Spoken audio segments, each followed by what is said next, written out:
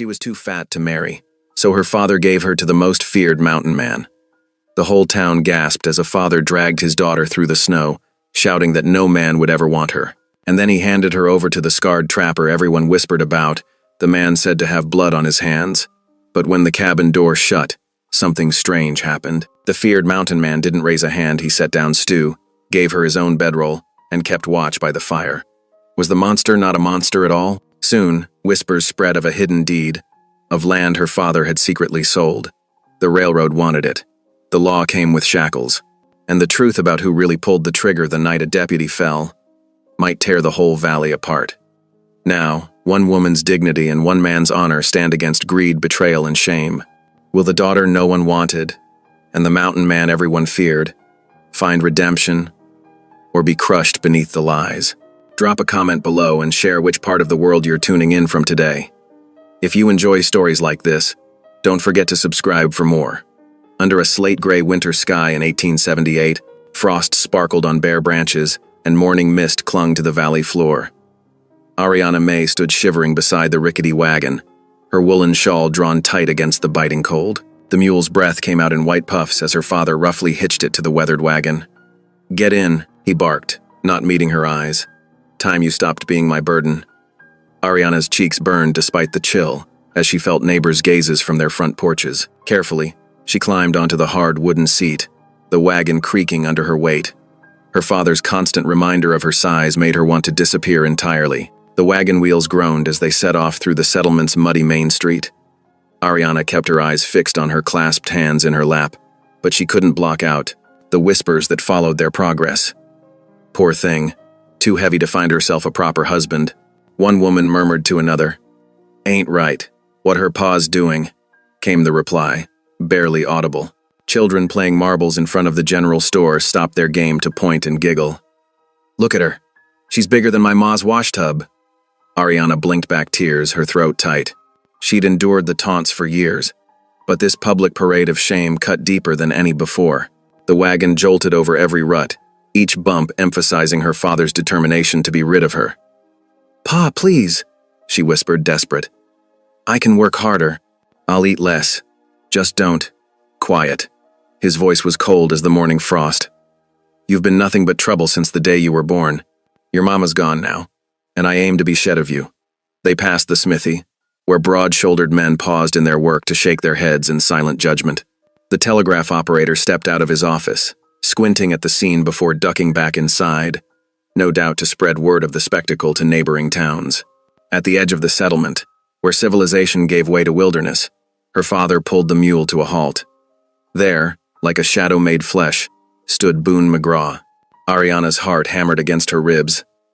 Everyone knew of Boone, the mountain man who appeared twice yearly to trade furs, speaking to no one save what business required. His face bore a savage scar from jaw to temple, partially hidden by an unkempt dark beard. Buckskins and a worn buffalo coat hung from his towering frame. Those who claimed to know said he'd killed more men than Winter. "McGraw," her father called out, his voice carrying across the frozen ground. "Got a proposition for you." Boone's dark eyes shifted from father to daughter, his expression unreadable. He said nothing, but inclined his head slightly. "Permission to continue." "Girl here needs a man," her father announced. Loud, enough for the growing crowd of onlookers to hear.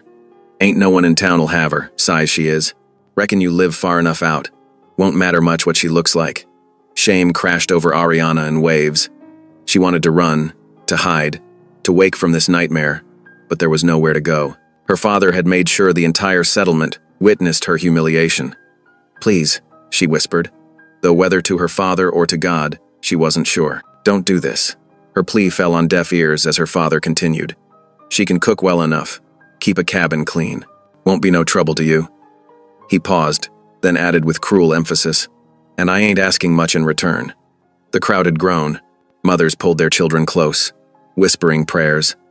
Men shifted uncomfortably, hands straying to belt knives or pistols. Not that any would dare draw against Boone McGraw. The mountain man stayed silent for long moments, his gaze never leaving Ariana. She forced herself to meet his eyes, expecting to find contempt or cruel amusement. Instead, she saw something else, something that might have been understanding, or perhaps just resignation. Finally, Boone nodded once. Just a single, sharp movement. No. The word burst from Ariana before she could stop it. Father, I beg you, get down, her father ordered, already reaching for his pocket. You're his problem now. Ariana's legs shook as she climbed from the wagon. The ground seemed to sway beneath her feet as she watched several men approach her father, coins changing hands as they wagered on how long she'd survive in the mountain man's care. Betting she don't last the winter, one said with a laugh. Ain't proper, an older woman called out. She needs a preacher and proper papers, not this barbaric. Ain't nothing proper about her, Ariana's father cut in. McGraw, she's yours fair and square. Do what you will.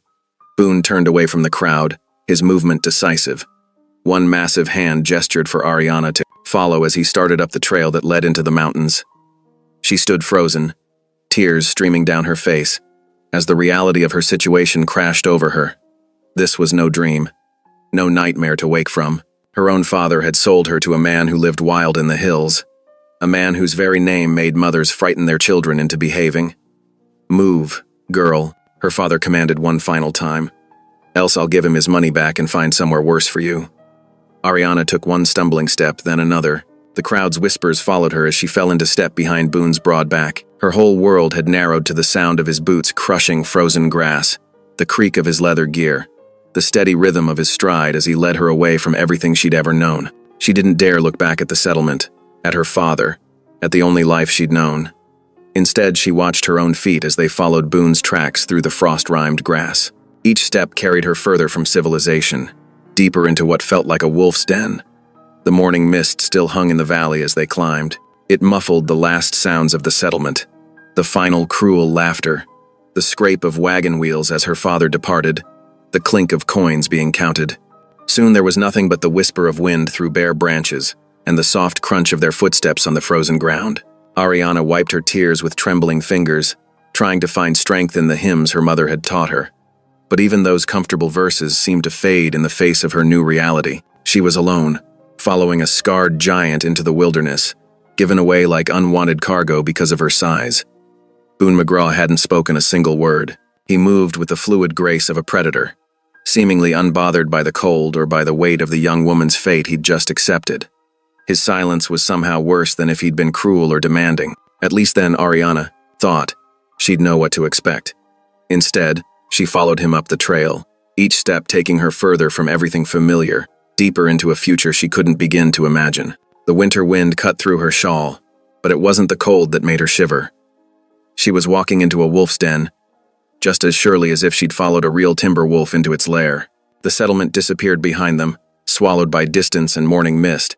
Ariana's world contracted to the rhythm of their climb, the crunch of frost under boots, the whisper of wind in bare branches, and the steady, silent presence of the mountain man who now owned her as surely as if she were one of his trapped furs.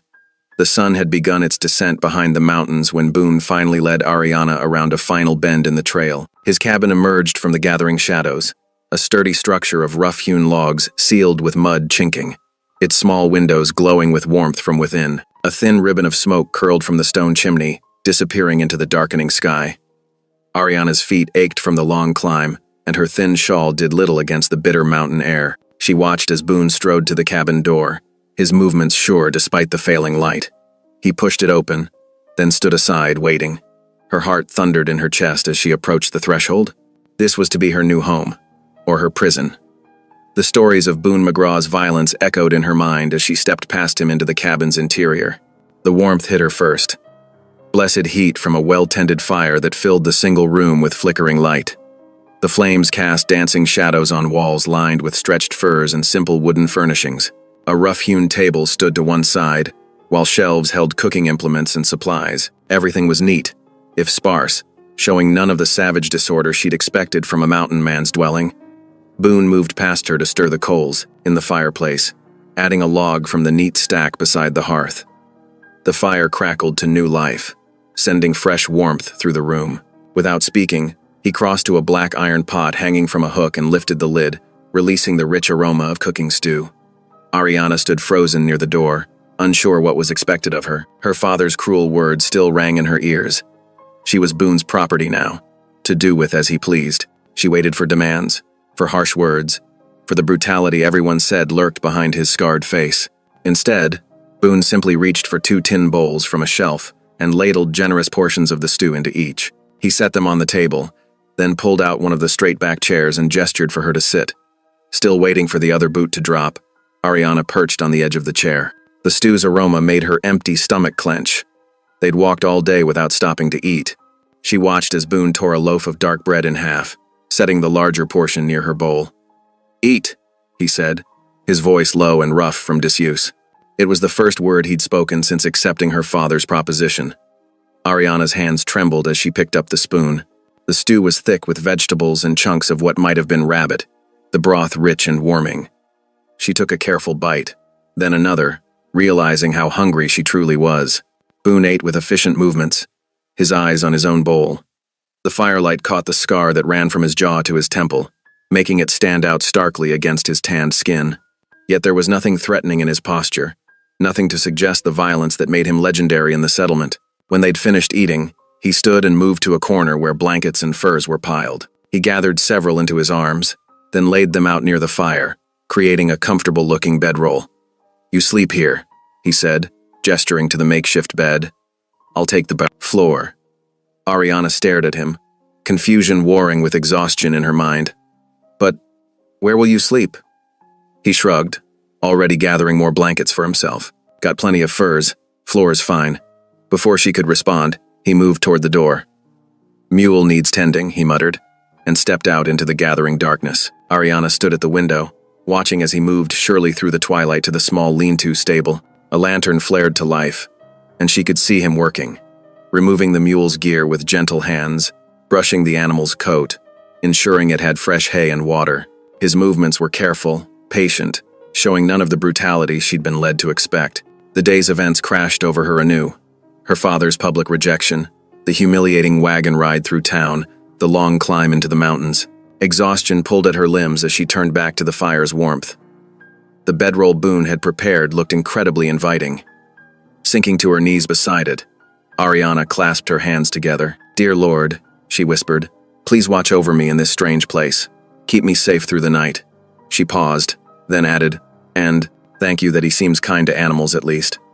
She had just burrowed into the warm blankets when Boone returned. He moved quietly for such a large man, settling his own bedding on the far side of the fire.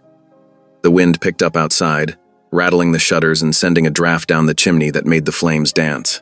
"Thank you," Ariana said softly into the flickering darkness, "for the food, and for letting me have the bedroll."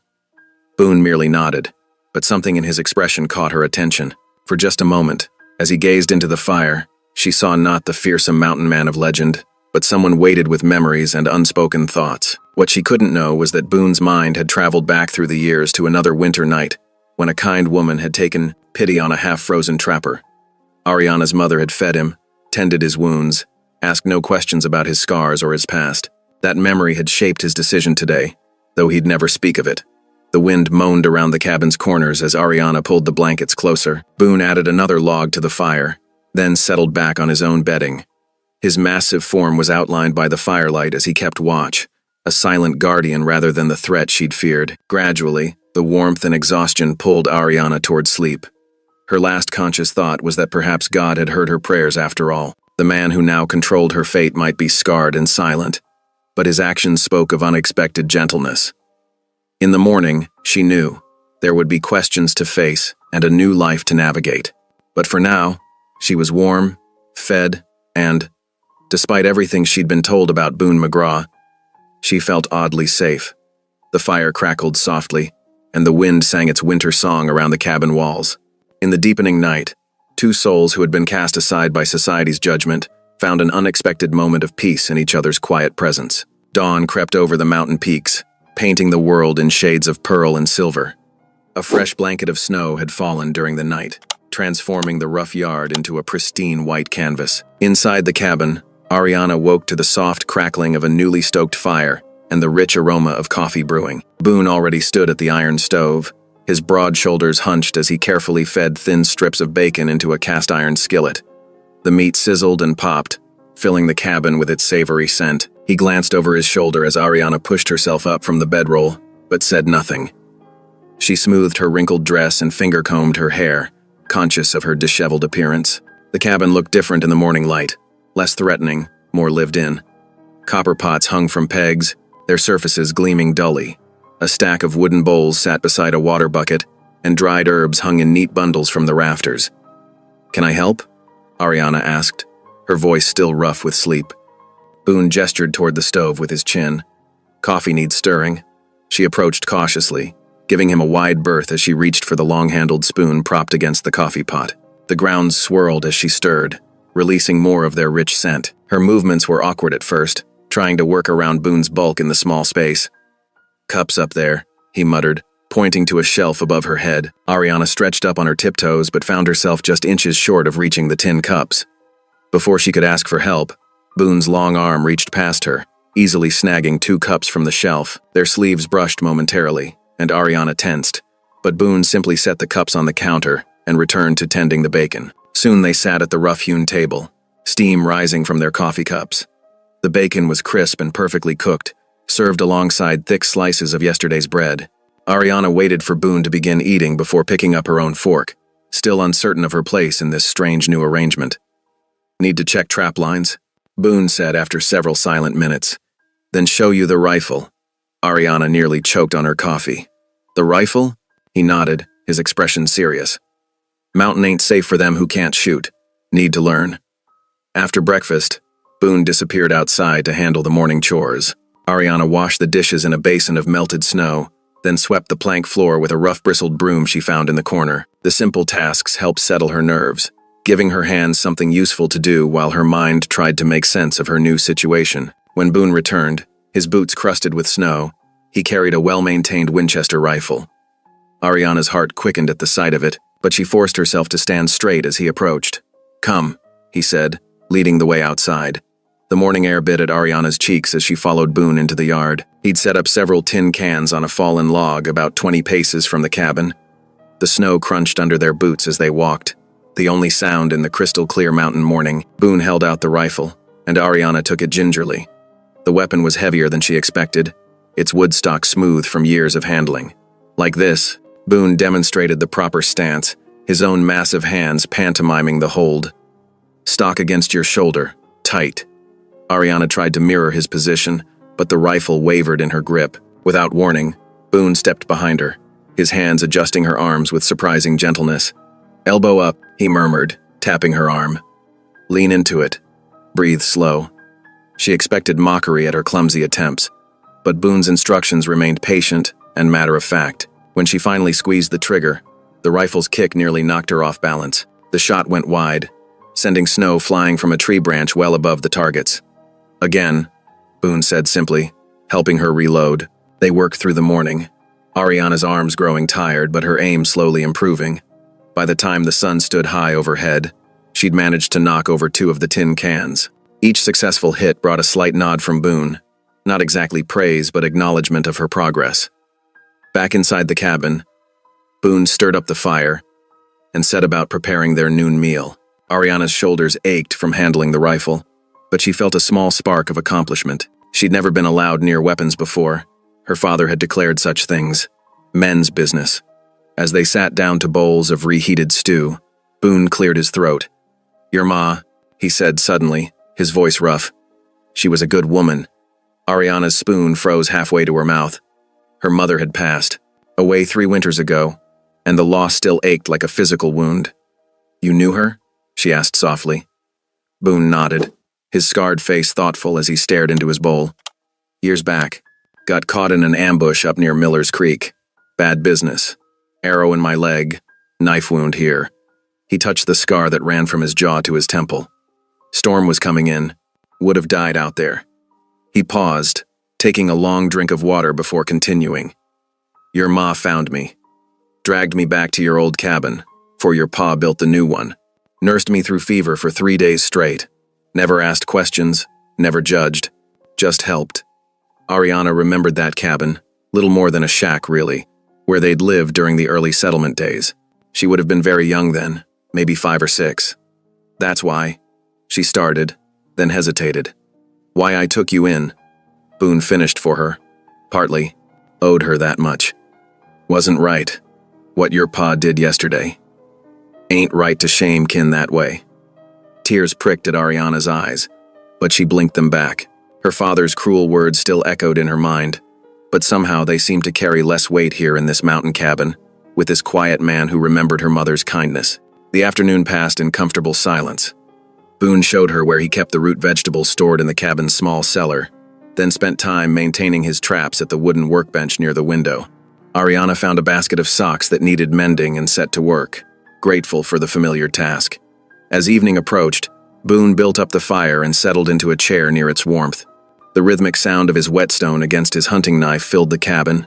Shick, shick, shick. Ariana sat cross-legged on her bedroll, continuing to darn socks by the firelight.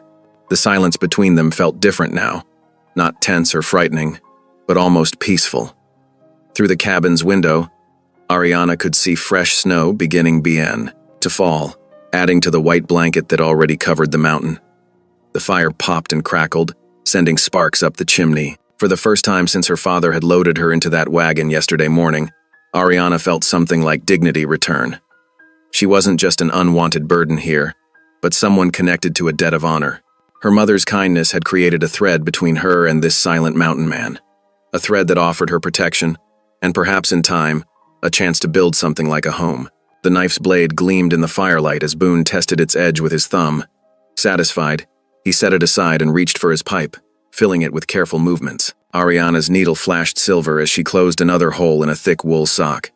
Outside, the snow continued to fall, and somewhere in the distance, a lone wolf called out to the gathering night. 2 days passed in a quiet rhythm of chores and rifle practice.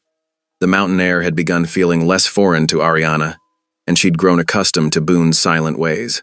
On this particular afternoon, she stood at the cabin's window, kneading bread dough while watching snow dust the pine branches. The peaceful scene shattered at the sound of approaching hoofbeats. Boone was outside checking his trap lines, but his rifle stood ready by the door. Ariana's hands trembled as she wiped them on her apron, uncertain whether to reach for the weapon. Before she could decide, a familiar face appeared through the swirling snow. Tom Bradley, one of her father's ranch hands. Tom's horse was lathered despite the cold, suggesting a hard ride up the mountain. The young man's face was drawn with worry as he dismounted, his eyes darting around as if expecting trouble. "Miss Ariana," he called out, staying near his horse. "Need to speak with you. It's urgent." Ariana opened the cabin door but remained in the doorway, remembering Boone's warnings about being cautious. "What brings you up here, Tom?" The ranch hand twisted his hat in his hands. "It's your pa, Miss Ariana. He's gone and done something terrible." He glanced over his shoulder before continuing. "He sold the May Ranch to the railroad men. All of it. The house, the grazing lands, everything." The news hit Ariana like a physical blow. The May Ranch had been in her family for 2 generations. Her mother's father had built the first cabin there, and her mother had always promised it would be Ariana's someday. "He can't," she whispered. "That ranch is my inheritance. Mama's will. There's worse." Tom interrupted, his voice dropping. "Your pa's telling everyone that Boone McGraw kidnapped you. Says he was forced to sell because he needs money to get you back. Railroad men are eating it up. They're fixing to send the law up here." Ariana's legs went weak. She gripped the doorframe to steady herself. "But that's a lie. Papa gave me away himself, right there in front of everyone. Folks who saw it happen are scared to speak up," Tom said. "Your pa's got the railroad men backing him now. Nobody wants to cross them." He shifted uncomfortably. "I only came because, well, your ma was always kind to my family. Didn't seem right not to warn you." The crunch of snow announced Boone's return. He materialized from the trees like a shadow, his rifle held ready but not quite aimed at Tom. The ranch hand's face went pale, but to his credit, he stood his ground. "Speak your piece," Boone rumbled. Tom repeated the news, his words tumbling out faster under Boone's stern gaze. When he finished, Boone's jaw tightened, the scar on his face standing out white against his weathered skin. "How long?" he asked. 2, 3 days at most," Tom replied. "They're gathering men in town now. Railroad's got their own hired guns coming too." He turned back to Ariana. "I'm sorry, Miss Ariana. Your pa's not the same man since your ma passed." Ariana nodded numbly. "Thank you for the warning, Tom." The ranch hand mounted, up, clearly eager to be gone. "I should get back before they notice I'm missing." God keep you both." With that, he wheeled his horse around and disappeared into the thickening snow. Boone ushered Ariana inside, where the forgotten bread dough sat abandoned on the table. He moved through the cabin with purpose, checking ammunition and gathering supplies into a pack. "They'll come at dawn," he said, his voice grim. "Less chance of getting lost in the dark that way. We need to be ready." "Ready for what?" Ariana asked, though she feared she knew the answer. "Fight or flight," Boone replied simply. "Your choice." The reality of their situation settled over Ariana like a heavy blanket. Outside, the snow fell harder, turning the world white and silent. The familiar walls of the cabin suddenly felt less like shelter and more like a trap. She began to pace, her skirts swishing against the rough floorboards. Hours crept by. Boone cleaned his rifles and checked his powder, while Ariana moved restlessly between window and door. The snow continued falling, thick and steady, until dusk began painting the world in shades of blue and gray. "Could make it to Miller's Creek by morning," Boone said suddenly, breaking the long silence. "No folks there who'd help. Get you somewhere safe." Ariana stopped her pacing and looked at him. In the fading light, his scarred face was cast in shadow, but she could read the tension in his shoulders. He was offering her an escape, a way out before the trouble came. "And what about you?" she asked. Boone shrugged. "Done worse than face down railroad men. They'll kill you," Ariana said softly, "or hang you for kidnapping, even though it's a lie. Been accused of worse things, too." His voice was matter of fact, but Ariana heard the weight behind the words. "Won't hold it against you if you want to leave. Ain't your fight." Ariana stood very still, feeling the weight of the moment. In her mind's eye, she saw her father counting coins while she sat abandoned in that wagon. She remembered the whispers and stares of the townspeople, the shame that had burned in her chest. But she also remembered her mother's stories about this land, about the importance of standing up for what was right. She lifted her chin, meeting Boone's gaze directly. "It became my fight when my father sold my mother's land with a lie. I won't run away and let you face this alone." Surprise flickered across Boone's face, quickly hidden but unmistakable. He studied her for a long moment, as if seeing her properly for the first time. The fire crackled in the hearth, casting dancing shadows on the walls.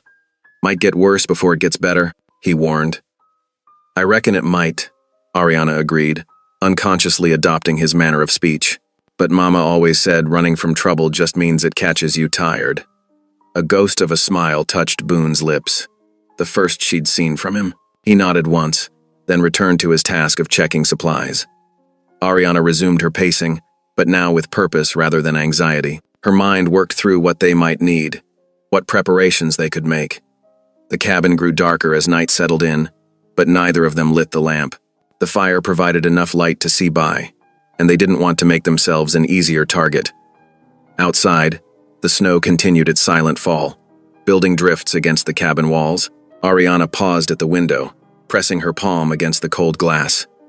Somewhere out there, men were gathering, preparing to come for them with guns and the false authority of railroad money. Her father was probably sitting in the warm tavern right now, counting his blood money and spinning his lies. But here she stood, in this mountain cabin with this quiet, honorable man who had shown her more respect in 3 days than her father had in years. The choice wasn't really a choice at all. Whatever came with the dawn, she would face it standing tall, just as her mother would have done. Boone moved to stand beside her at the window, his presence solid and reassuring. Together they watched the snow fall, each lost in their own thoughts but united in their resolve. Tomorrow would bring whatever it brought, but tonight they had warmth, shelter, and the strength that comes from choosing to stand together against injustice. The fire popped and settled, sending up a shower of sparks. Outside, the wind whispered through the pines, and somewhere in the darkness, an owl called out its lonely song to the night. The Sunday morning dawned crisp and clear, with winter sunlight glinting off the fresh snow. Boone saddled 2 horses while Ariana smoothed her best dress, the blue one her mother had sewn for her last Christmas. Her fingers trembled slightly as she pinned up her hair. "We don't have to go," Boone said quietly from the doorway. "Church ain't worth the trouble it might bring." Ariana shook her head, meeting his eyes in the mirror's cloudy reflection. "Hiding up here will only make people believe Papa's lies. Besides," she added softly, "Mama always said the Lord's house should be open to everyone." Boone nodded once, his scarred face thoughtful. He'd already cleaned up for services, his wild beard trimmed and his best shirt pressed. It struck Ariana how different he looked from the fearsome figure town gossips painted him to be. The ride down the mountain was peaceful at first. Fresh snow blanketed the trail, and their horses' hooves made satisfying crunching sounds in the morning quiet. Ariana found herself humming an old hymn, one her mother used to sing while working. Boone rode beside her, alert but relaxed in the saddle. As they approached the settlement, the peace began to crack. Children playing in yards stopped to stare. Women hurried inside, pulling their little ones with them. Men paused in their work, watching with hard eyes as Boone and Ariana passed.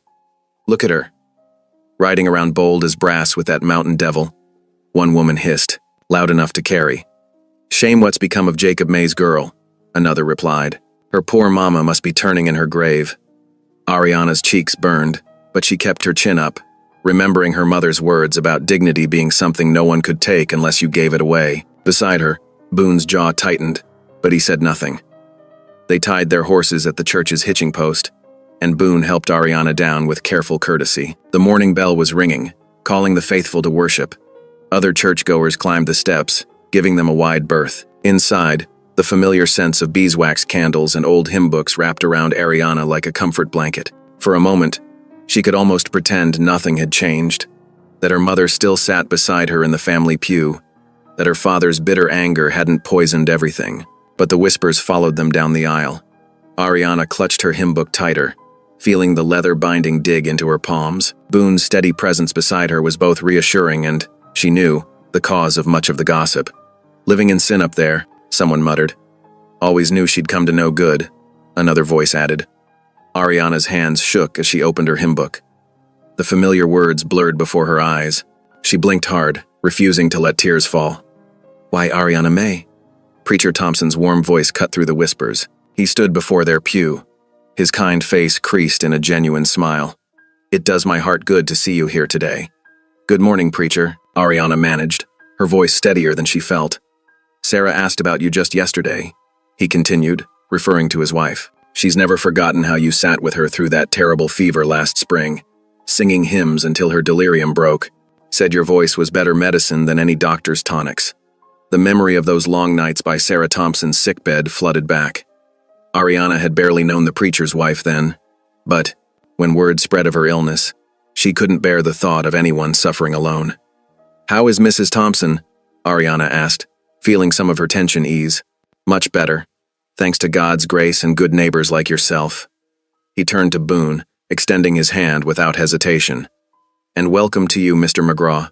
Our doors are open to all who seek the Lord's word." Boone shook the offered hand, nodding respectfully. The preacher's simple courtesy seemed to quiet some of the whispers, though Ariana could still feel stares boring into her back. The service began, and Ariana let the familiar rhythms wash over her. When the congregation stood to sing, she lifted her voice without shame. It was strong and clear, just as her mother had taught her. A few heads turned at the sound, and she saw surprise replace scorn on some faces. During the sermon, Preacher Thompson spoke about judgment and mercy, about how quick people were to cast stones while forgetting their own sins. Ariana felt certain gazes shifting uncomfortably in the pews around them. After the final hymn, people began filing out into the winter sunshine. Ariana and Boone waited, letting others pass first to avoid awkward encounters. But as they stepped into the aisle, a man Ariana didn't recognize blocked their path. He was expensively dressed, with a watch chain glinting across his vest and a pencil-thin mustache that twitched when he spoke. "Mr. McGraw," he said, his tone falsely pleasant. "Might I have a word?" Boone's expression didn't change, but Ariana felt him tense beside her. "Speak your piece," he rumbled. "I represent the railroad's interests in this region," the man said, twirling his mustache. "There seems to be some unpleasantness developing regarding Miss May here and certain property matters." "Ain't nothing unpleasant about it," Boone replied. "Her father's telling lies and you know it." The agent's smile turned cold. "What I know is that Jacob May has signed legal documents, transferring his property to the railroad. What I know is that interfering with railroad business can be unhealthy." He leaned closer, dropping his voice. "Take my advice. Leave now, before the law arrives. Save yourself the trouble." Ariana felt anger rising in her chest, burning away her earlier shame. "The law?" she said, her voice carrying clearly in the church's good acoustics. "The law says that ranch is mine by my mother's will. Or did my father forget to mention that when he took your money?" Several heads turned at her words. The agent's face darkened. "Mind your tongue, girl. Better women than you have learned not to cross the railroad's plans." Boone took a step forward, his size suddenly very apparent. The agent retreated a pace despite himself. "That's enough," Boone said quietly. "You've said your piece. Now move aside." For a moment, the agent looked like he might argue further. Then his gaze flickered to Boone's scarred face, to the hard set of his jaw, and he stepped aside with exaggerated courtesy. As they walked down the church steps, Ariana heard the whispers start up again. Women who had once visited her mother's kitchen now turned their backs. She caught fragments of their conversation, throwing her life away. Such a shame. That wild man will be the death of her. But something had changed. Ariana walked with her head high, matching Boone's steady pace. She felt the weight of their stares differently now, not as judgment to cower from, but as the petty gossip of people who didn't know the whole truth. Near the hitching post, Mrs. Miller, who had been one of her mother's closest friends, caught Ariana's arm. "Child," she whispered urgently, "it's not too late. Come stay with us. We'll help you get away from this." She gestured vaguely at Boone, who was untying their horses. Ariana looked at the older woman's concerned face and felt a surge of unexpected pity. How small their world was, how quick they were to believe the worst of people they'd known all their lives. "Thank you, Mrs. Miller," she said gently, "but I'm exactly where I choose to be." Something in Ariana's quiet dignity made the older woman step back, uncertainty crossing her face. Others who had been openly staring now found reason to look elsewhere. Boone helped Ariana mount, his strong hands steady and respectful. As they rode away from the church, Ariana felt different from the shameful creature who had ridden down the mountain that morning. The townsfolk's whispers and stares had lost some of their power to hurt her. She remembered how her mother used to say that true strength wasn't about being hard, but about staying soft in a world that wanted to make you bitter. Looking at Boone's profile against the winter sky, she understood that better now. His gruff kindness had given her shelter to find her own courage, just as her mother's love had once given him healing. They rode up the mountain trail, leaving the settlement's judgment behind them. The snow sparkled in the Sunday sunshine, and somewhere in the distance, a church bell tolled, its clear notes following them home. Evening shadows crept across the cabin floor as Boone ladled thick venison stew into 2 tin bowls. The warmth of the hearth pushed back the bitter cold that had followed them home from town. Ariana accepted her portion with quiet thanks, settling onto her wooden stool near the fire. Steam rose from the bowls as they ate in companionable silence. The stew was hearty, chunks of meat and potato swimming in rich broth seasoned with wild herbs. Outside, wind whistled through pine boughs, carrying the promise of more snow. "You handled yourself well today," Boone said suddenly, his deep voice gentle in the firelit quiet. "Better than most men would have." Ariana paused with her spoon halfway to her mouth, surprised by both the praise and his rare initiative in conversation. Thank you," she managed. A faint smile touched her lips as she stirred her stew. "Truth is, I never expected kindness there. Not from anyone." "Preacher Thompson seems a good sort," Boone offered, scraping the bottom of his bowl. "He is," Ariana agreed. "His wife, too. Sometimes a little kindness makes all the difference." She glanced at him, thinking of his own quiet kindnesses these past days. The wind rose to a howl, and both turned to watch fat snowflakes swirling past the window. The glass rattled in its frame as the storm picked up strength. Boone rose to add another log to the fire, his movements careful and deliberate. "Looks like we're in for a long one," he said, studying the darkness beyond the glass. He was right. For 3 days, the snow fell so heavily they could barely see past the porch. Drifts piled against the cabin walls, and the world beyond became a blank white canvas. Rather than let cabin fever take hold, Boone put their confined time to good use. On the first morning, he led Ariana to the woodpile under the lean-to. "Need to know how to split your own wood," he said, demonstrating the proper stance. "Never know when you might have to." Ariana watched carefully as he positioned a log on the chopping block. His powerful arms swung the axe in a clean arc, and the wood split with a satisfying crack. He made it look easy, but when Ariana took her turn, the axe felt unwieldy and strange. "Wider stance," Boone instructed, using his boot to nudge her feet apart. "Let the weight of the axe do the work. Don't force it." Her first few attempts glanced off the log, or stuck halfway through, but Boone was patient, adjusting her grip and timing until she found her rhythm. By midday, She had a respectable pile of split wood, and blisters to prove it. Good, was all he said. But his approving nod warmed her more than the exercise had. The second day, he brought out his collection of steel traps, showing her how to repair broken springs and adjust trigger mechanisms. His large hands were surprisingly delicate with the intricate parts, and Ariana found herself fascinated by the precision required. "These here's what keeps us fed through winter," he explained, demonstrating how to oil the hinges. "Trap breaks when you're miles out. You need to fix it yourself or go hungry." Ariana's smaller fingers proved well suited to the detailed work. Soon she was replacing worn parts with confidence, learning to test the tension and sensitivity of each mechanism. Boone watched her progress with quiet satisfaction. For her part, Ariana kept the cabin warm and welcoming. She discovered stores of dried herbs hanging from the rafters and experimented with seasoning their meals. The wooden floors gleamed from her sweeping, and she managed to patch several worn blankets she found in a trunk. When evening fell, they would sit by the fire, Boone working on his traps or mending harness leather while Ariana sewed or knitted. Sometimes, almost without realizing it, she would begin to hum the hymns her mother had loved. The familiar melodies filled the cabin with a gentle peace. Boone never commented on her singing, but she noticed how he would grow still, his hands pausing in their work as the notes rose and fell. Once, catching his expression in the firelight, she saw something raw and vulnerable cross his scarred features before he turned away. On the third night, as snow continued to fall, Ariana gathered her courage and actually sang the words to "Amazing Grace," her mother's favorite. Her clear voice carried in the small space, and she saw Boone's shoulders tense, then gradually relax as the verses continued. When she finished, the silence felt different somehow, as if the hymn had touched something deep and painful in him, yet brought comfort too. Dawn of the fourth day brought clearing skies and a world transformed by snow. Boone rose early, checking his gear with practiced efficiency.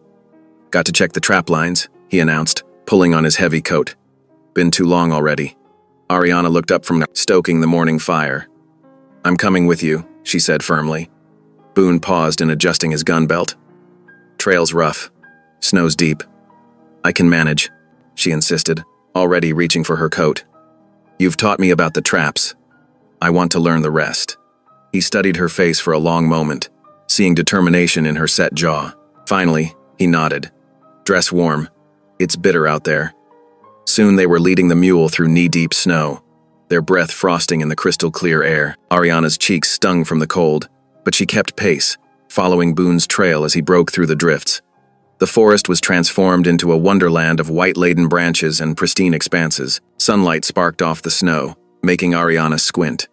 She was grateful for the extra pairs of wool socks Boone had insisted she wear. When they reached the first trap, Ariana watched attentively as Boone demonstrated how to check it without disturbing the surrounding snow. The trap was empty, but he showed her how to reset it and disguise their presence.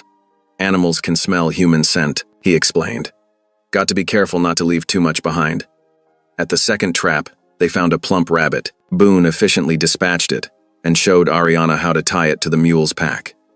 Her hands trembled slightly at first, but she managed the knots without complaint. They worked their way along the trap line, Ariana's confidence growing with each stop. When they found a trap sprung but empty, she recognized the signs of a fox's escape before Boone pointed them out. His brief smile told her she was learning well. By midday, they had checked 12 traps and collected 3 rabbits and a fox. Ariana's legs ached from trudging through the deep snow, but she felt a deep satisfaction in the work. This was honest labor, demanding respect for both the land and its creatures. As they turned back toward the cabin, Boone paused atop a ridge. "You did good today," he said quietly. "Most folks wouldn't have managed half so well their first time out." Ariana felt warmth spread through her chest despite the cold. "Thank you for teaching me," she replied. "For all of it." He nodded, adjusting the mule's lead rope. They walked on in comfortable silence, their boots crunching through the fresh snow. The winter sun hung low on the horizon, painting the white landscape in shades of gold and rose. Ariana found herself thinking of her mother, who had always said that true strength showed itself in how you handled life's storms. These past days with Boone had taught her new kinds of strength, not just in splitting wood or checking traps, but in finding courage to face each day's challenges. Looking at the tall, quiet man breaking trail ahead of her, she realized that perhaps they were teaching each other. His gruff kindness had given her room to grow beyond the shame her father had planted, and maybe, just maybe, Her presence was helping heal whatever old wounds made him listen so intently to her mother's hymns. The cabin came into view, smoke rising straight from the chimney into the clear winter sky. They had survived the storm together, emerging stronger for it. Whatever challenges lay ahead with the railroad and her father, Ariana knew she faced them changed from the woman who had first been brought to this mountain. The winter sun climbed higher as Boone led them deeper into the forest, checking traps set in the shadowy ravines where game often sheltered. The snow had drifted less heavily here, caught by the steep walls and thick evergreens. Their breath came out in white puffs as they picked their way carefully down the slope. "Watch your step," Boone warned, pointing to ice-slicked rocks beneath the dusting of snow. "Ground's treacherous here." Ariana nodded, following his path with careful attention. The mule plodded behind them, laden with their morning's catch. Her boots crunched through patches of crusty snow as she made her way down. A flash of movement caught her eye, a rabbit darting between the trees. Her head turned to track it, and in that moment of distraction, her foot hit a patch of ice. She felt herself falling before she could cry out. The world tilted and spun. She tumbled down the slope, snow flying up around her. Her shoulder struck something hard, a fallen log, and she came to rest half buried in a drift beside it. "Ariana?" Boone's voice carried sharp concern as he scrambled down toward her. "I'm all right," she called back, pushing herself up on her elbows. Nothing felt broken, though she knew she'd have bruises tomorrow. As she shifted her weight, the rotted log beside her crumbled slightly, revealing a dark hollow within. Something caught her eye, a hint of aged leather tucked deep in the log's cavity. Curiosity overcame her discomfort, and she reached carefully into the hollow. Her fingers touched something solid, a packet wrapped in oiled leather, tied with faded ribbon. With trembling hands, she pulled it free of its hiding place. Boone reached her side, his face tight with worry. "You hurt?" "No, I'm fine. But look, I found something." She held up the packet, brushing away clinging bits of bark and dirt. The leather was weathered but had protected whatever lay within. Her hands shook as she untied the ribbon. The packet fell open, revealing several sheets of paper, yellow with age but still clearly legible. Her heart nearly stopped as she recognized her mother's careful handwriting on the top page. It's the deed to our ranch," she whispered, scanning the formal text. "In my mother's name, and," her voice caught, "and mine, I'm listed as heir." Boone crouched beside her, studying the document over her shoulder. His finger traced the official seal at the bottom.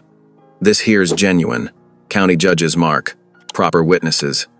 He looked at her with new understanding. Your mama planned ahead. Ariana's vision blurred with tears as she read further. The deed clearly established her inheritance rights to the May Ranch, rights her father had no authority to override. Her mother had arranged it all, perhaps knowing even then that Elias May might try to cheat his daughter of her birthright. "She must have hidden it here for safekeeping," Ariana said softly, touching the faded ink. "This hollow would be easy to find again. It's right where that lightning-struck pine marks the ravine." Boone nodded, helping her to her feet. "Smart woman, your mama. She knew this land better than most." He carefully wrapped the packet in his coat. Best get these papers somewhere dry and safe. They made their way back to the cabin with greater urgency than before, the precious documents secured inside Boone's coat. Ariana's heart raced with each step, hope rising in her chest for the first time since her father had cast her out. The afternoon sun was sinking toward the mountains when they finally reached the cabin. Boone built up the fire while Ariana cleaned the trail dust from the packet. She spread the papers carefully on the table, smoothing their creased edges. In the warm lamplight, she pored over every word, drinking in her mother's neat script in the margins. There were 3 documents in total: the deed itself, a letter to the county judge, and a separate note addressed simply, "To my daughter." Ariana's hands trembled as she read her mother's words. "My dearest Ariana, if you are reading this, then my fears about your father have proven true. Know that I have done everything in my power to protect your future. This land is your inheritance by law. No man can take it from you, not even Elias. Stay strong, my brave girl. You have more courage than you know. All my love, Mama." Tears splashed onto the page before Ariana could wipe them away. She carefully blotted the drops with her sleeve, not wanting to damage the precious message. Boone stood at the fireplace, giving her privacy with her mother's words. When she finally looked up, he spoke quietly. "That deed could change everything. Railroad can't buy what your pa had no right to sell." "Will it be enough?" Ariana asked, hope warring with uncertainty in her voice. The railroad has so much power, and Father has already signed contracts with them. Depends on the judge, Boone said honestly. If he's an honest man, law's on your side, that there's a proper deed with all the right marks. Your mama made sure of that. Ariana gathered the papers carefully, holding them close to her heart. Then, following an impulse she couldn't explain, she knelt beside her bed, the same rough blankets where she'd huddled in fear that first night, now a place of comfort. "Thank you, Mama," she whispered, closing her eyes. "Thank you for watching over me, even now." Her prayers continued silently, gratitude mixing with renewed determination. Her mother had given her the tools to fight back. She would not waste this chance. When she rose, she found Boone had laid out supper, simple fare of beans and cornbread, but it smelled like hope itself. They ate in comfortable silence, both minds turning over the implications of their discovery. The deed lay between them on the table, its presence as solid as a promise. Tomorrow would bring new challenges, convincing the judge, facing down the railroad men, confronting her father's lies. But tonight, in this warm cabin with the wind singing through the pines outside, Ariana felt her mother's love reaching across time to protect her still. She watched Boone cleaning his rifle by the fire, his scarred hands moving with practiced care over the weapon. This quiet mountain man had become more than just her protector. He was her partner in this fight for justice. Whatever came next, they would face it together.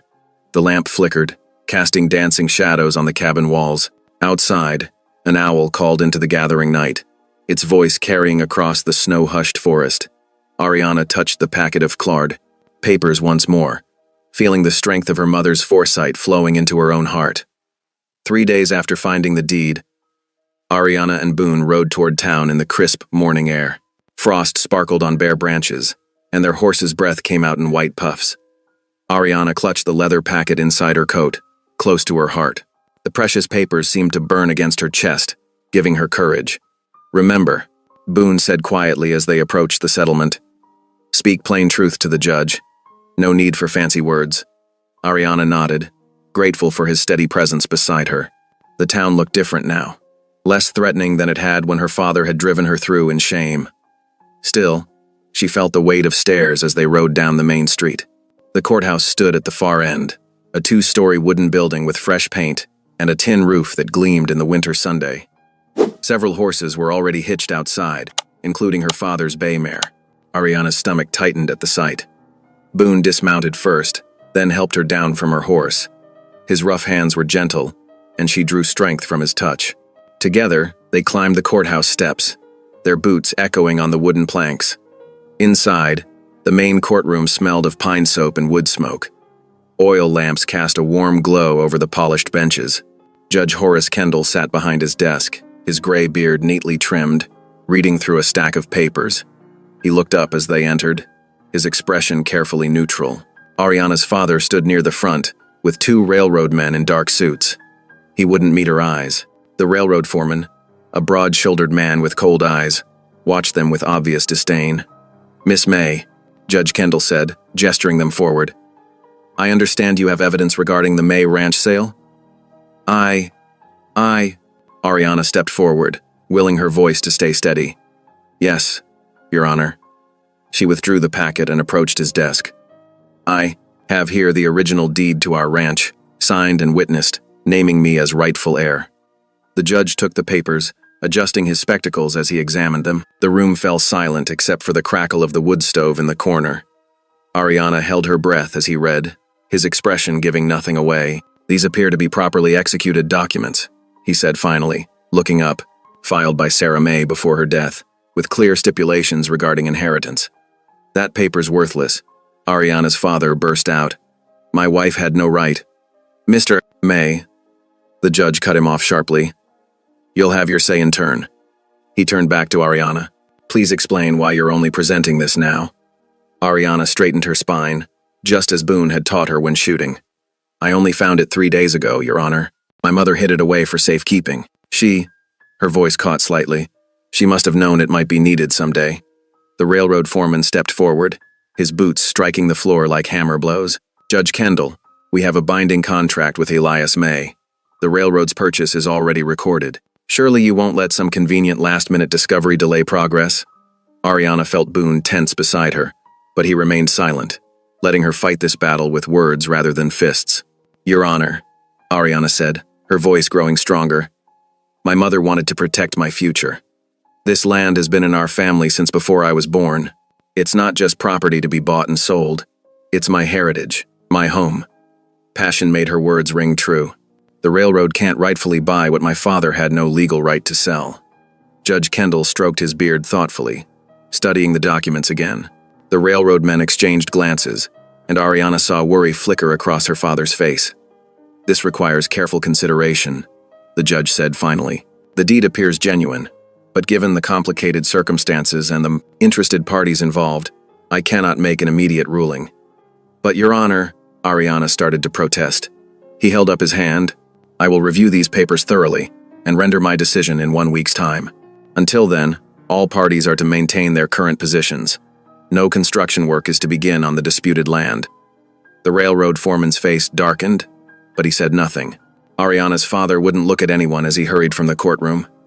"Court is adjourned," Judge Kendall announced, gathering the papers carefully. "Miss May, I will keep these documents secure until my ruling." Ariana's heart sank at having to part with her mother's papers, but she nodded respectfully. As they turned to leave, she felt Boone's hand brush her elbow, a small gesture of support that meant everything. Outside on the courthouse steps, the railroad foreman intercepted them. His smile didn't reach his eyes. "That yellowed paper won't protect you, girl. Progress is coming to this valley, whether you like it or not." Boone stepped forward, his scarred face hardening. "Back off," he said quietly. The warning in his voice was clear as mountain air.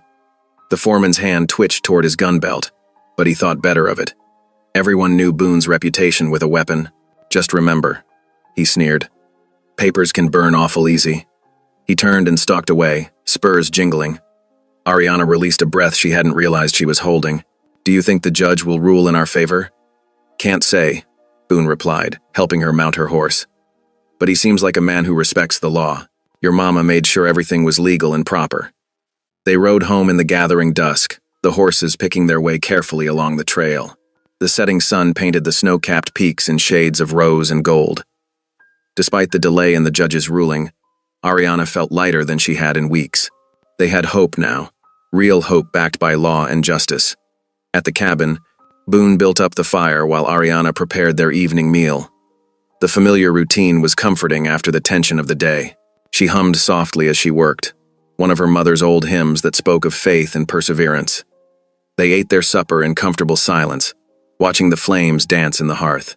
Finally, Boone spoke, his voice rougher than usual with emotion. "Been a long time since I felt part of something worth fighting for," he said slowly. "Not since before the war years." His scarred hands turned his coffee cup slowly. "Forgot what it was like, having folks to care about." Ariana's heart quickened at his words. She looked at him across the table. This fierce, gentle man who had become so much more than the monster of town gossip. The firelight softened his scars, revealing the pain and hope in his eyes. "I never thought I'd find family again," she said softly, feeling her cheeks warm. "Not after Mama died, but sometimes the Lord provides in unexpected ways." Boone met her gaze, and something passed between them, something deeper than words. In that moment, Ariana saw past his warrior's exterior to the lonely heart beneath, yearning for connection just as she did. The fire crackled, sending sparks up the chimney into the night. Outside, a coyote called across the valley, its voice echoing off the rimrocks. Inside the cabin, two souls drew closer, finding in each other the family they'd both lost long ago. Ariana smiled gently, seeing Boone's weathered face soften in response. Whatever the judge decided, whatever the railroad men might try, they would face it together. Sometimes the strongest bonds were forged in the fires of adversity, tempered by trust and understanding. The evening settled around them like a comfortable blanket, full of unspoken possibilities. Tomorrow would bring its own challenges, but tonight they had this moment of peace, of belonging. Sometimes, Ariana thought, that was miracle enough. Dawn broke crisp and clear over the mountain peaks. Ariana stirred the fire back to life as Boone pulled on his worn leather coat. They'd finished the last of their coffee yesterday, and supplies were running low. "I'll head to town," Boone said, checking his rifle before slinging it across his back. "Need flour, coffee, and some more salt pork." Ariana nodded, wrapping a chunk of cornbread in a cloth for his ride. Be careful. Those railroad men might still be around. Always am. He accepted the cornbread with a gentle nod. Should be back by mid-afternoon. Keep the door latched. She watched from the doorway as he mounted his horse and rode down the snowy trail, his broad shoulders silhouetted against the morning light. The past weeks had taught her to read his silent ways, how his gruff manner masked genuine concern, how his scarred face softened when she sang in the evenings. The morning passed quietly as Ariana tended to the cabin chores. She swept the rough plank floor, mended a tear in one of Boone's shirts, and kept the fire stoked against the winter chill. Around noon, hoofbeats approached from the trail. Her heart lifted, thinking Boone had returned early. But instead, a deputy's badge glinted in the sunlight as a stern-faced man dismounted. 2 other riders flanked him. "Miss May?" the deputy called out. "I'm Deputy Marshal Watson." Ariana stepped onto the porch, pulling her shawl tighter. "Can I help you, deputy?" "Where's McGraw?" His hand rested casually on his gun belt. "We need to talk to him about a serious matter." "He's gone to town for supplies," she answered, unease crawling up her spine. "What's this about?" The deputy's face hardened. "Lawrence County sent word. One of their lawmen was found dead yesterday morning. Witnesses placed McGraw in the area at the time." "That's impossible," Ariana protested. "Boone's been here with me for weeks. He hasn't left the mountain except for church and the judge's hearing." A man matching his description was seen, riding away from the scene. Watson continued. "And everyone knows McGraw's violent history. The war years left their mark on him." Ariana's hands clenched into fists. "You're wrong about him. Boone's not that man anymore. We'll let the judge decide that." The deputy signaled his men to spread out around the cabin. "We'll wait for his return." The next 2 hours stretched like molasses in winter. Ariana paced inside the cabin, her mind racing. She knew Boone was innocent, knew it in her bones, but his fearsome reputation would work against him. The sound of approaching hoofbeats made her rush to the window. Boone rode into view, leading his pack horse laden with supplies. He pulled up short at the sight of the deputies, his face going still as stone. "Boone McGraw," Deputy Watson called out, drawing his pistol. "You're under arrest for the murder of Deputy Samuel Cole of Lawrence County." Ariana burst out of the cabin. "Boone, they're wrong. Tell them." But Boone just sat quietly on his horse, studying the deputies with tired eyes. When he spoke, his voice was low and steady. "No need for guns, deputy. I won't fight you. Dismount slowly," Watson ordered. "Keep your hands where we can see them." Boone complied, moving with deliberate care. One of the deputies roughly pulled his arms behind his back, binding his wrists with rope. Ariana rushed forward, but Watson blocked her path. "Don't make this harder, Miss May," he warned. "McGraw's going to face justice for what he's done." "He hasn't done anything." Tears burned in her eyes as she watched them lead Boone to a spare horse. "This is all wrong." Boone caught her gaze. "Stay strong," he said quietly. "Truth will come out." The deputies mounted up, keeping their weapons trained on Boone as they started down the trail. Ariana ran to her horse, throwing on a saddle with trembling hands. She couldn't let them take him without a fight. The ride into town was a blur of cold wind and desperate prayers. When they reached the settlement, people emerged from shops and homes to watch the procession. Whispers rippled through the gathering crowd. Knew he'd show his true colors eventually. Once a killer, always a killer. That poor May girl, living with such a monster. Ariana wanted to scream at them all, make them see how wrong they were. But the jeers and condemning stares continued as the deputies marched Boone toward the jail. "He's innocent," she called out, her voice cracking. "You don't know him like I do." Someone in the crowd laughed harshly. "Sounds like the beast has bewitched her." The jail door slammed shut with terrible finality. Deputy Watson turned to Ariana, his expression stern but not unkind. "Go home, Miss May. There's nothing more you can do here tonight." But she couldn't bring herself to leave. As darkness fell and the crowd dispersed, she remained on the street, staring at the barred windows. A gentle hand touched her arm. "Child, you'll catch your death out here." Ariana turned to find Widow Harrison, one of the few townspeople who had shown her kindness at church. The older woman's face was creased with concern. "I can't leave him," Ariana whispered. "They're all wrong about him, Mrs. Harrison. Boone's a good man." The widow studied her face for a long moment. "Come stay with me tonight. You need rest and a warm meal to face whatever tomorrow brings." Ariana hesitated, looking back at the jail. Through the window, she could just make out Boone's broad shape in the shadows of his cell. The sight nearly broke her heart. "He protected me when no one else would," she said fiercely. "I won't abandon him now." Mrs. Harrison squeezed her arm gently. "No one's asking you to abandon him, dear. But you can't help him if you collapse from exhaustion. Come along now." Finally, Ariana allowed herself to be led away. The widow's small house was warm and smelled of fresh bread. Over bowls of steaming stew, Ariana poured out the whole story. How Boone had shown her nothing but kindness, how he'd honored her mother's memory, how they'd grown to trust and rely on each other. "I believe you," Mrs. Harrison said when she finished. "I've watched you both in church. A truly violent man doesn't bow his head in prayer the way he does, or treat a woman with such gentle respect. But how can we prove his innocence?" Ariana pushed her half-eaten stew away. "Everyone's so ready to believe the worst of him." "We'll think of something." The widow began clearing the dishes. "For now, you need sleep. Tomorrow's soon enough to start fighting battles." Later, lying on the widow's spare bed, Ariana clasped her hands in prayer. "Lord, please protect him," she whispered into the darkness. "Help me find a way to show everyone the truth about his heart." Sleep was long in coming, but Ariana's resolve never wavered. She would stand by Boone just as he had stood by her. Together, they would weather this storm, no matter what it took. In the quiet night, she made a solemn vow.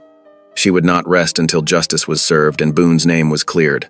The moon cast silver light through the window, reminding her of nights by the cabin fire, when Boone's quiet presence had made her feel safer than she'd ever felt before. Now it was her turn to be strong for him. Tomorrow would bring new challenges, but she would face them with the same courage he had taught her. She would not let him face this alone. The morning sun cast long shadows through the jail's barred windows as Ariana approached the heavy wooden door. Her heart hammered against her ribs, but she forced herself to stand tall. Deputy Watson looked up from his desk as she entered. "Here to see McGraw?" he asked, not unkindly. "Yes, sir." Ariana clutched her shawl tighter. "Please." Watson nodded toward the cells. 10 minutes. No passing anything through the bars. The cell block was dim and cold. Boone sat on a narrow cot, his broad shoulders hunched. He looked up as her footsteps echoed on the wooden floor, and something flickered in his eyes before his expression went carefully blank. "You shouldn't be here, Ariana." His voice was rough with fatigue. "Don't tell me where I should or shouldn't be." She gripped the iron bars, pressing close. "Are you all right? Have they fed you?" "I'm fine." Boone stood slowly, moving to the bars but keeping his distance. "But you need to listen to me. This ain't going to end well. Best you distance yourself now, before what?" Ariana's voice shook with sudden anger. "Before the whole town thinks even worse of me? They already do. I don't care what they say. You should care." Boone's scarred face was etched with resignation. "You're young, got your whole life ahead of you. Don't waste it defending a man like me." "A man like you?" Ariana pressed closer to the bars.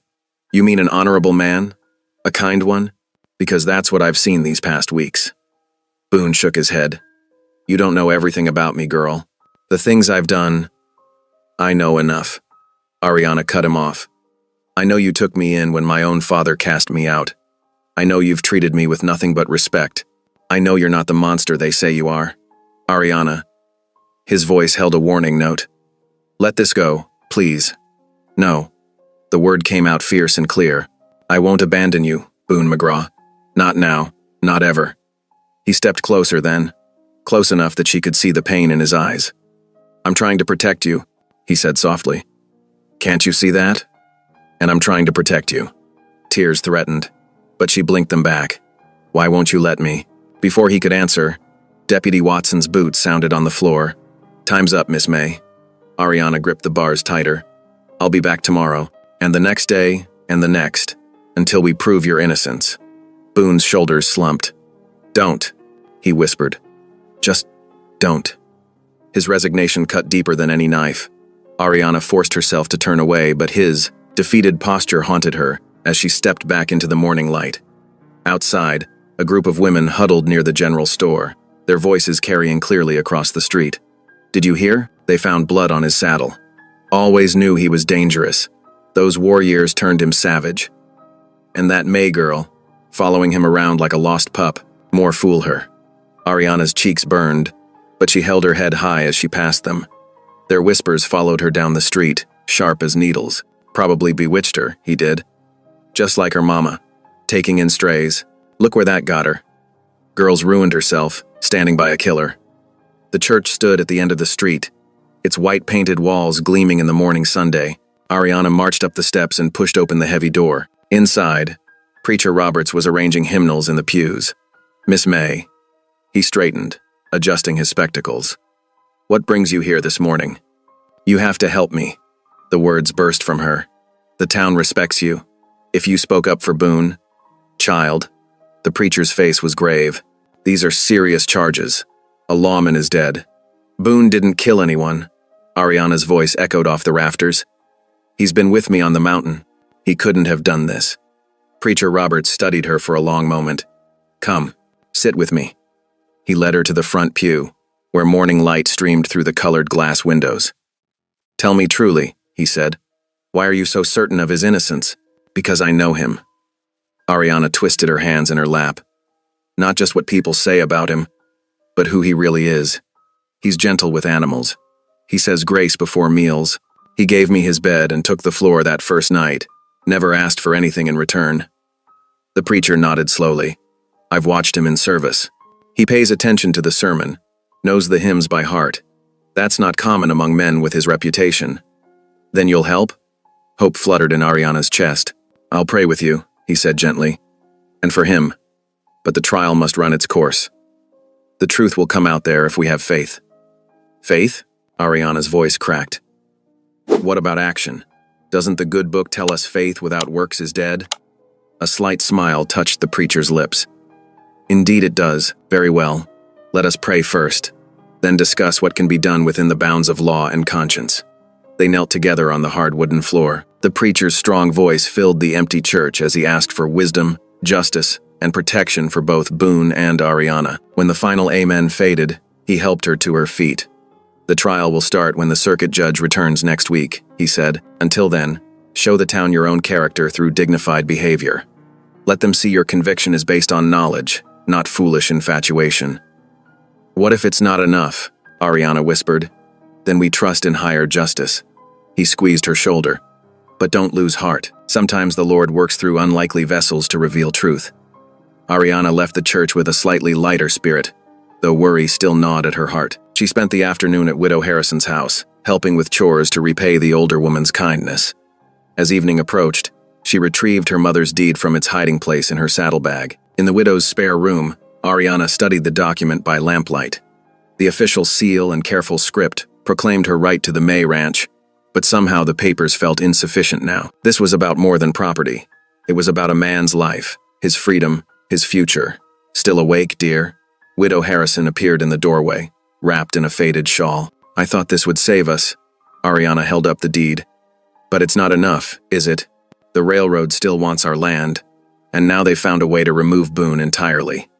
The widow sat on the edge of the bed. What does your heart tell you to do? Fight. Ariana's voice strengthened. Not just in court, but out there. Show people who Boone really is. Make them see what I see. It won't be easy. The older woman's eyes were kind. People cling to their judgments. I don't care. Ariana carefully folded the deed. Boone stood by me when everyone else turned away. Now it's my turn to stand by him, no matter what anyone says. Then you'd best get some sleep. Widow Harrison patted her hand. Sounds like you've got quite a battle ahead. Later in the darkness, Ariana lay awake planning her campaign. She would start with those who had shown kindness at church. Remind them of Boone's respectful behavior, his quiet faith. Find witnesses who could speak to his whereabouts when the lawman was killed. Build a foundation of truth to counter the whispered lies. Tomorrow, she would begin. But first, she had to convince Boone himself not to give up. His resignation in the jail cell had frightened her more than any threat. She couldn't fight this battle if he had already surrendered. Lord, she whispered into the night, give me the words to reach him, and the strength to face whatever comes. The moon sailed behind clouds, leaving the room in darkness, but Ariana's path was clearer than ever. She would fight for Boone with every weapon at her disposal, truth, faith, and the stubborn love that had grown in her heart despite all odds. The town would soon learn that Ariana May was no one's fool, and Boone McGraw was no killer. She closed her eyes, gathering her courage for the days ahead. Tomorrow would bring new challenges, but she was ready to face them. One step at a time, one heart at a time, she would build a foundation of truth strong enough to withstand any storm. The Sunday morning dawned crisp and clear, with frost sparkling on the chapel's weathered steps. Ariana stood before the white-painted church doors, her heart hammering against her ribs. Around her, townspeople filed past in their Sunday best, some averting their eyes, others watching her with open curiosity. Widow Harrison squeezed her arm. "Remember, dear, speak from your heart." Ariana nodded, smoothing her mother's old dress. She had spent hours pressing it the night before, wanting to present herself with dignity. The familiar lavender cotton brought comfort, like her mother's embrace. Inside, the chapel filled quickly. Sunlight streamed through colored glass, painting rainbow patterns across worn wooden pews. The familiar scents of beeswax candles and fresh-cut flowers couldn't mask the tension in the air. Whispers followed Ariana as she made her way to her usual seat. Bold as brass, showing her face here. After what that man did, shouldn't the preacher say something? Ariana kept her eyes forward, focusing on the cross mounted behind the pulpit. She had requested permission to speak after the sermon, and Preacher Roberts had agreed, though his eyes had been troubled. The service began with familiar hymns. Ariana's voice rose clear and strong, remembering how her mother had taught her these songs. Even in the darkest times, her mother had found comfort in music, letting the ancient words carry her burdens heavenward. As the final notes of Amazing Grace faded, Preacher Roberts stepped to the pulpit. His sermon spoke of judgment and mercy, of seeing with God's eyes rather than man's limited vision. Ariana felt his words strengthen her resolve. When the sermon concluded, the preacher cleared his throat. "Before we close, Miss Ariana May has asked to address the congregation." A rustle of surprise moved through the crowd. Ariana's legs felt wooden as she stood, but her mother's voice echoed in her memory. "Stand tall, sweet girl. Your worth isn't measured by others' opinions." The short walk to the front seemed to take forever. Ariana turned to face her neighbors, these people who had known her since childhood. Some faces showed kindness, others skepticism, many simple curiosity. She drew a deep breath. "I stand before you today to speak of truth and forgiveness." Her voice trembled slightly, but grew stronger as she continued. "Many of you knew my mother. She taught me that true Christian charity means looking past surface judgments to see the heart God sees." Several older women nodded, remembering Elizabeth May's generous spirit. "When I was young, my mother took in a badly wounded stranger. She nursed him back to health, though some called her foolish for bringing a dangerous man into our home. That man was Boone McGraw." Murmurs rippled through the congregation. Ariana pressed on. "My mother saw past his scars and reputation to the honorable soul beneath. She recognized his dignity when others saw only darkness. And she was right. She met the gaze of Mrs. Peterson, who had lost a son in the border wars. Some say Boone McGraw is a killer, but I have lived under his roof these past weeks.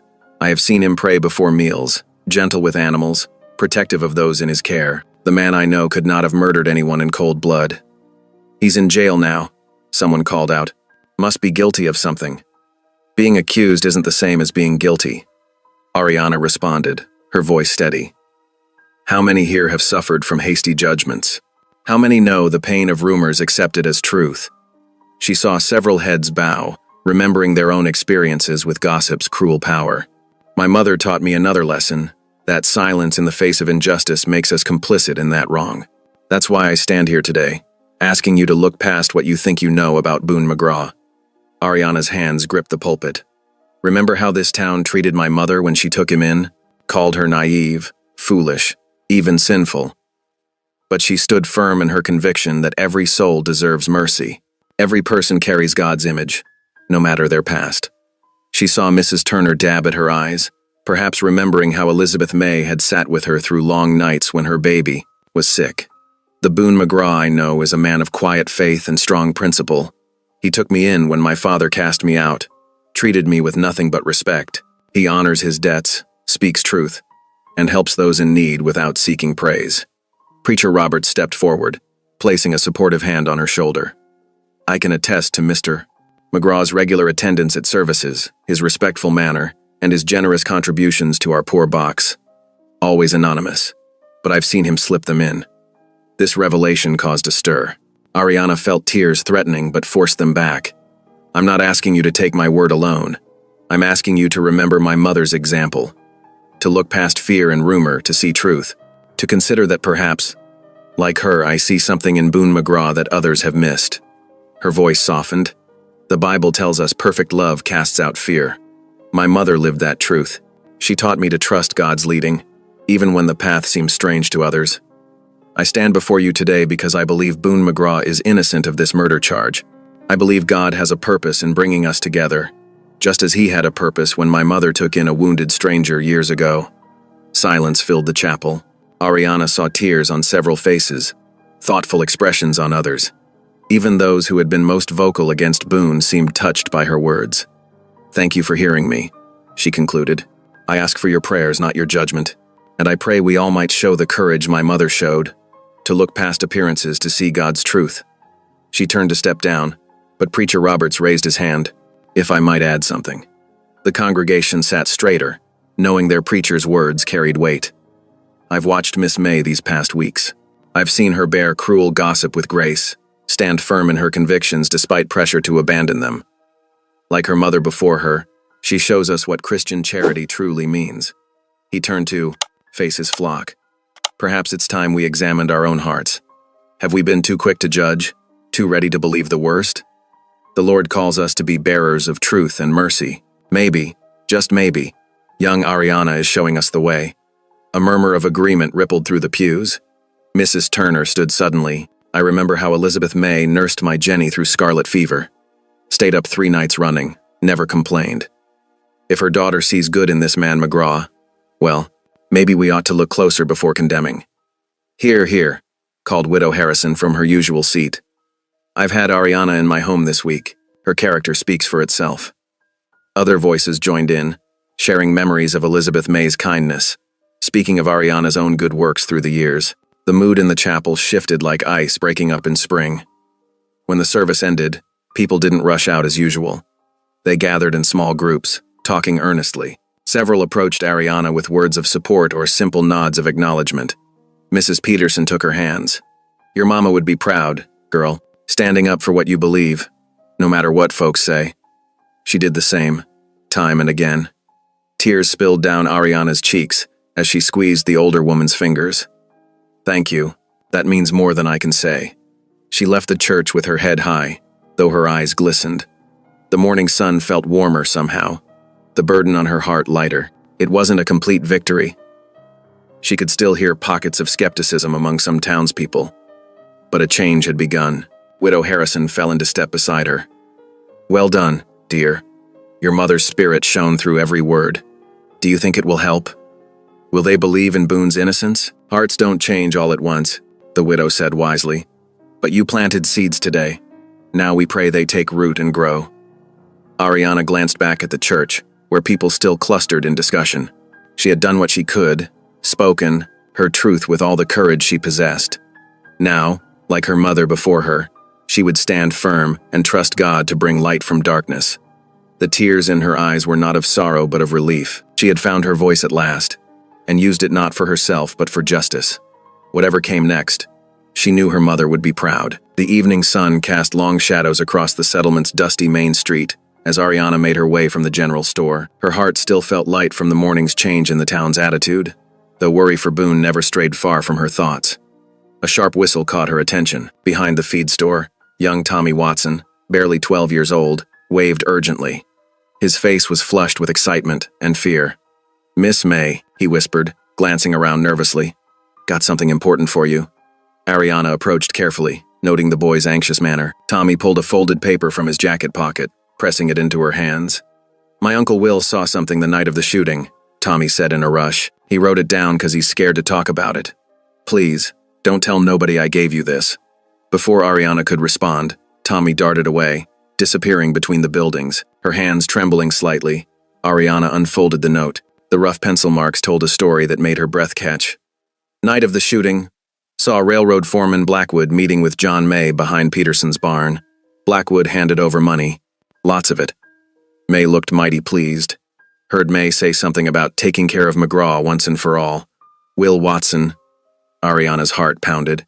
Here was proof of her father's betrayal. evidence that Boone had been framed. She clutched the note tightly, looking around to ensure no one watched her.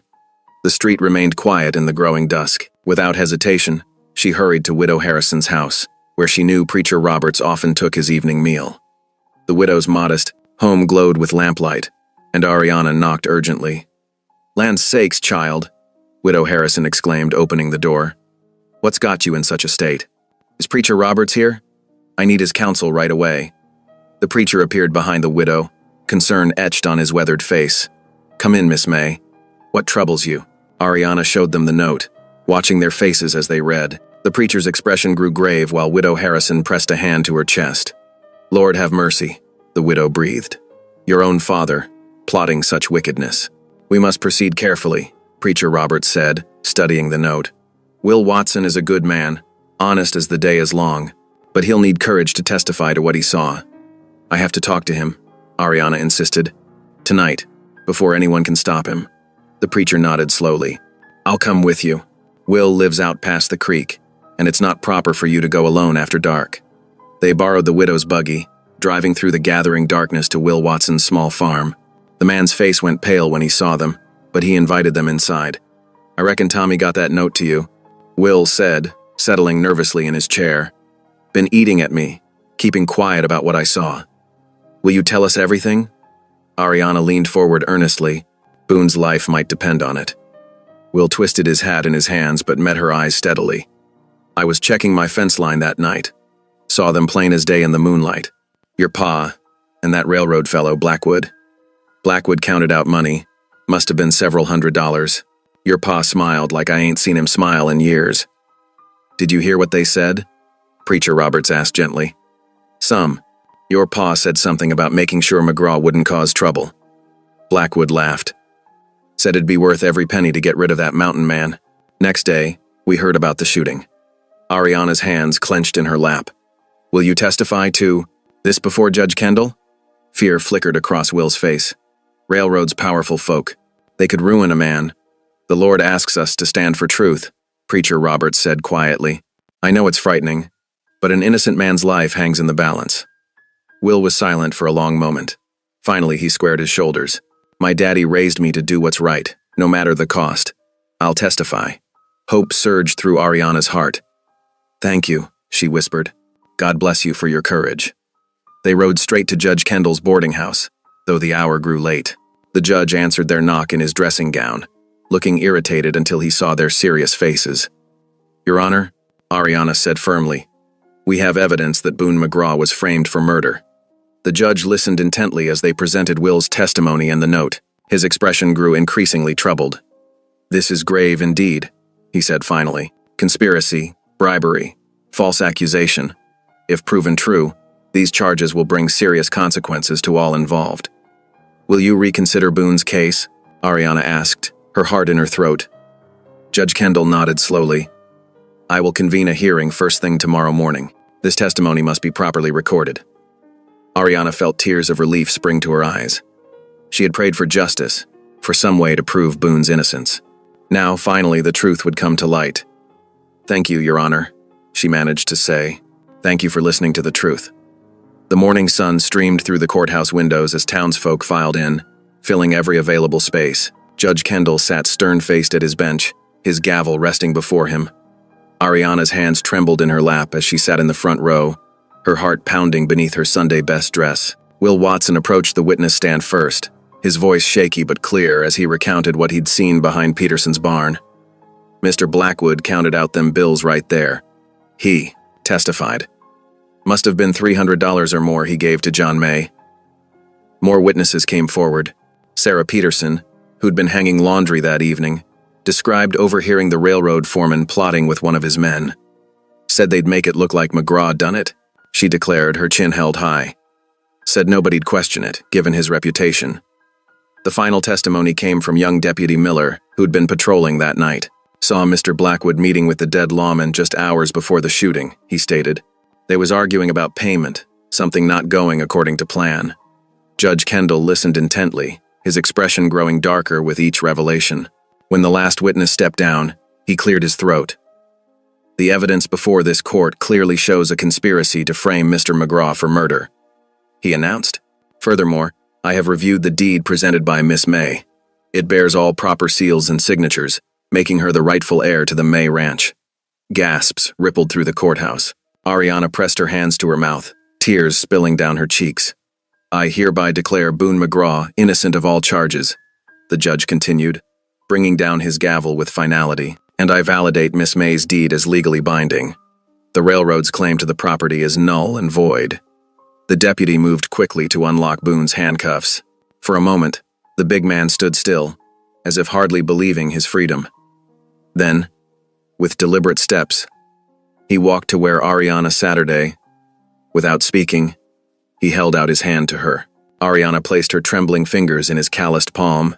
Boone's grip was gentle but firm as he helped her to her feet, keeping hold of her hand before all to see. Around them, townsfolk bowed their heads, shame evident in their postures for how quickly they'd condemned these two souls. The morning light caught the tears on Ariana's cheeks as she looked up at Boone, seeing in his eyes all the words he couldn't say. Outside the courthouse steps, the afternoon sun cast long shadows across the dusty street. Townsfolk gathered in clusters, watching as Boone McGraw's tall figure emerged into the light. The railroad foreman, Blackwood, stood near his horse, his face twisted with anger and defeat. Boone strode forward, his boots striking the wooden planks with purpose.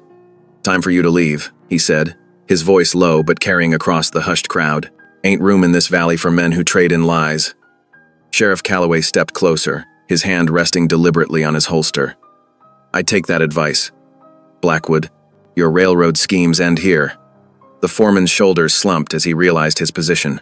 With a final venomous glare, he mounted his horse and spurred it toward the edge of town, dust billowing in his wake. John May, Ariana's father, tried to slip away in the confusion, but voices rose around him. Neighbors who'd once shared his table now turned their backs. Red-faced with shame, he hurried down the alley behind the general store, disappearing into the gathering dusk. Reverend Thomas stepped forward, extending his hand to Boone. The Lord's justice prevails, he said warmly. May his blessing rest upon you both. Boone's large hand engulfed the preacher's smaller one, acceptance in his quiet nod. As evening settled over the valley, Ariana and Boone walked the familiar trail toward his cabin. Their lanterns swung gently, casting pools of light that danced among the shadows. The spring air carried the scent of wild roses and new grass. The May Ranch will need work, Boone said after a while, his voice thoughtful. Winter was hard on the fences. Ariana glanced up at him, hope rising in her chest. We could fix them together, she offered softly. Boone stopped walking, turning to face her. The lantern light caught the scars on his face, but his eyes were gentle. Been thinking, he said slowly, carefully choosing his words. Cabin gets mighty quiet, living alone. Reckon maybe it's time for a change? Ariana's heart leaped at his words, joy bubbling up inside her like a spring well. She didn't try to hide her smile as their lantern light merged into one bright glow on the darkening trail. The next morning dawned bright and clear. Wagon wheels creaked on the road to the May Ranch as townsfolk arrived carrying tools, lumber, and supplies. Ariana stood on the weathered porch, her eyes widening at the parade of neighbors. We've come to make things right, Mrs. Patterson called out, hefting a basket of fresh eggs. Behind her, men shouldered posts and coils of wire. Tears welled in Ariana's eyes. I'm much obliged, she said, her voice thick with emotion. More than I can say. Boone emerged from the barn, nodding at the gathering crowd. He stepped forward, naturally taking charge. South Fence needs the most work. We'll start there. The men followed his lead without hesitation, respect replacing their former fear. Boone's strength and skill showed in every task, from setting posts to stretching wire. His quiet instructions guided even the inexperienced hands. In the kitchen, Ariana mixed bread dough while several children watched through the window. Her fingers worked the familiar rhythm, and for the first time in years, her laughter rang out freely as the little ones made faces at her through the glass. Miss Ariana's different now, young Sarah whispered to her friend. She's happy. As the sun began its descent, the last fence post stood firm. Neighbors gathered around tables set in the yard, sharing bread still warm from the oven, along with stew and pie contributed by the town's women. Lanterns cast a gentle glow over the scene. Boone stood apart, watching Ariana move among their guests. Her face glowed with joy, her confidence restored. Making his decision, he stepped into the lamplight. Ariana, he called, his deep voice carrying across the yard. Conversations hushed as he walked toward her. "Got something to ask you." She turned, her heart quickening at his approach. The gathering crowd fell silent.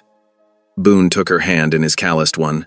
"You brought light back to this valley," he said, his voice rough with emotion. "Would you do me the honor of being my wife?" Tears streaked down Ariana's cheeks as she looked up at him. "Yes," she whispered. Then louder, "Yes, I will." Cheers erupted around them, rising into the evening air like a joyful hymn. "Mrs." Patterson wiped her eyes, while the preacher lifted his hands in blessing. Children danced in circles, and men clapped Boone on the back. In that moment, under the stars and surrounded by their community, Ariana and Boone stood together, their love undeniable and true. 6 weeks after their engagement, the small church filled with townsfolk on a crisp spring morning. Sunlight streamed through the windows, casting patterns on the wooden floor where Ariana and Boone stood before the preacher. Fresh wildflowers adorned the altar, their sweet fragrance mingling with the scent of beeswax candles. Ariana wore a simple blue dress she had sewn herself, her cheeks flushed with joy. Boone cut an imposing figure in his best black coat, though his hands betrayed a slight tremor as he faced his bride. The preacher's voice rang clear through the hushed sanctuary. "Dearly beloved, we are gathered here today in the sight of God." His words echoed off the whitewashed walls, carrying the weight of sacred promise. When the time came for their vows, Boone's deep voice filled the church. "I, Boone McGraw, take thee, Ariana May."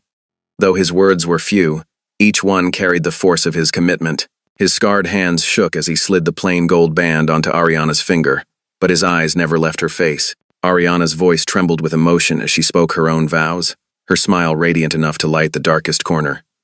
Mrs. Patterson dabbed at her eyes with a handkerchief, while several other townswomen sniffled quietly. After the ceremony, wagons and riders made their way to the May Ranch. Lanterns swung from posts around the yard, though the spring sun still hung high. Tables groaned under the weight of covered dishes and pies, a testament to the community's acceptance and support. As evening approached, Ariana and Boone stood together on their porch, watching their neighbors celebrate below. The land stretched out before them, rolling pastures, the glint of the creek, and distant mountains touched with lingering snow. This was the legacy her mother had fought to protect, now preserved for a new generation. Boone's arm encircled Ariana's waist, drawing her close.